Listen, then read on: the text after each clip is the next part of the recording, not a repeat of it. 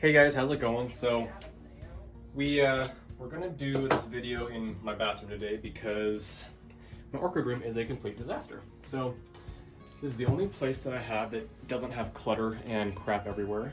But I got a couple boxes, one from a fellow YouTuber, Hillbilly Orchids. Thank you, Paula, for sending me this. I appreciate it.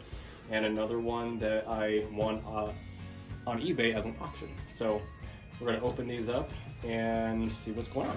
So I'm gonna save this one for last because I don't know what this is. I kind of remembered, but I want it to be a surprise. But this one,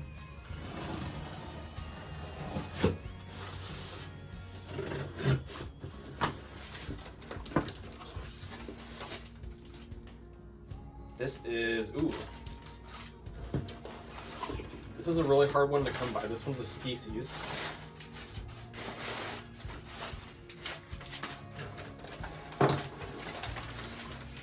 I'm super excited because I've been looking for one of these for a long time.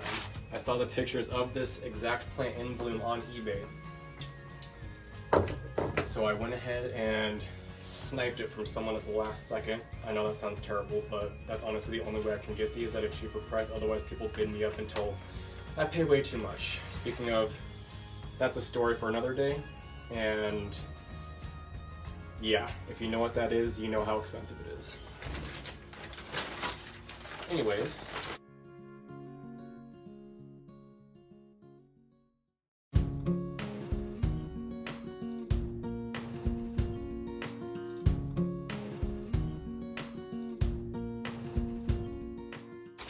see both flower spikes there? Spent flower spikes. So before I get it totally unwrapped, yeah, Vandus cerulean. And this is the wild type, so this isn't the one that's been mass produced and hybridized and crossed back with itself to get that really eccentric blue veining. It's the very pale overall true blue variety of this particular species. And look at that, it's small, but it's blooming size. Obviously, it's bloomed twice already. Blooming spike there, blooming spike there. And again, I did see this when it was in bloom on eBay. That's the only reason I got it, because I don't like to buy orchids I can't already see the pictures of if they haven't bloomed yet, because I'm one of those people that knows what they like, and if the description says one thing and the plant ends up being another, I tend to lose my temper. And it's kind of disappointing also. I mean, you spend money on something and it says, oh, this is this thing, but then you get it and it blooms and it's not. I've had a similar experience with that. I don't want to say which nursery it was, but we'll say the guy's sister is kind of taking over the business down in California, and she's selling plants that aren't what they are labeled as.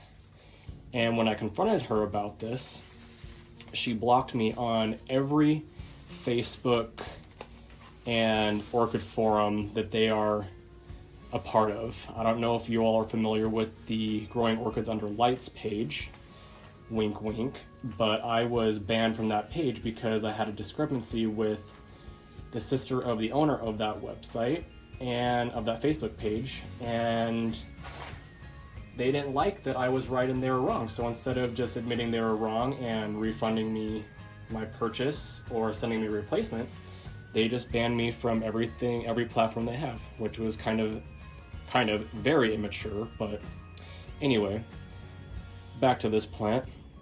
I'll put a picture of the blooms it had when it was on eBay. Those shouldn't have a copyright or anything. So yeah, anyways, here it is. It's got tons of really good roots. I mean, look at these. And it's potted, which is good for me because that means I can just pot it up again in a bigger pot. And I just got a huge bag of Reptibark, which is basically the non-professional grower's equivalent to Orchiata, which has become exceedingly expensive and pricey, and you don't get very much for how much you spend on it. So I'm just going to pot this guy up in that Reptibark, which is just really good quality fir bark. It holds humidity without holding necessarily moisture or staying wet. So it provides a really good humid environment for the roots to grow in, and I'm pretty sure this one will like it, especially since it is in purely bark. So there's that one out of the way. What I'm looking for is Vanda sanderiana, the wild type of that. It's not the super pink variety that's been hybridized. I like wild types of things, and I don't know, it just feels like when you mass produce something and make it pop, give it more pizzazz, I just don't really like that. I like the wild type varieties of things. And woohoo! Look at this Dilalia Snowflake Northland.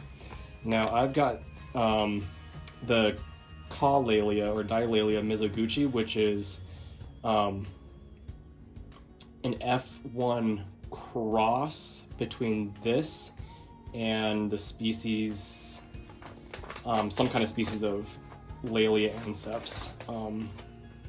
But yeah, that's a really nice label. Thank you, Paula, for that. Set that down here.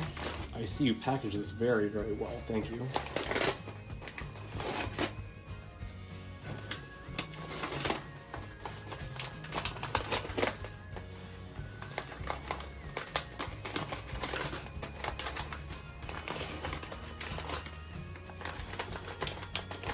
You and your blue tape, man.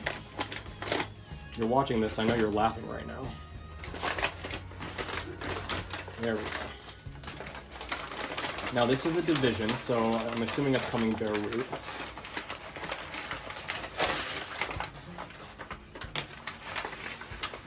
And it is. It's got tons of roots in it. Nice. Ooh, and it's even got a flower spike growing. Ooh, you spoiled me on that one. Look at that. Oh, she actually gave me, nope, that's all one plant. It looked like two divisions, but it's just one. So there you go, big old jumbled mess of roots, but luckily these are all, sorry, get that in camera, blooming side, previously bloomed pseudobulbs. It looks like this one was going to and then said nope, or it bloomed and no, it looks like it just failed. But this one is currently got a nice little sheath going on here, so hopefully this one blooms for me. I can't take credit for it because Paula's been growing it, but yeah, that's that. And she even sent me a picture of this before she sent it, said no purple ring, so that's a very nice thing to do. And you know, honestly, ooh, look at that, it's got a new growth right there. I cannot keep this in frame. Nice new growth there, lots of new root tips in there. This is the biggest growth so far, and it's a big growth. It's the biggest one by far out of all of them. But I think what I might do, you can typically divide orchids all the way down to 3 pseudobulb or 3 cane divisions, and you can do that without setting the plant back. If I have any available eyes down here, which I think I do, I think there's one right there behind that dead root, I might actually just cut this in between these two right here because there's a natural division point in there. I might just divide that so I can raise this up out of, because the meat, basically the meat is going to be up to here, and if it's up to here, that's up to there on these pseudobulbs. That much pseudobulb is going to be in this in the media, which we don't want. So I'm probably going to just divide this again, and I guess we'll see. I'll update you on that, but this is just a quick unboxing video. Thank you so much, Paula, for this division. I will definitely take care of it and put it right next to my Kallalia Mizoguchi. Alrighty, everyone. Thanks. Take care. See you later.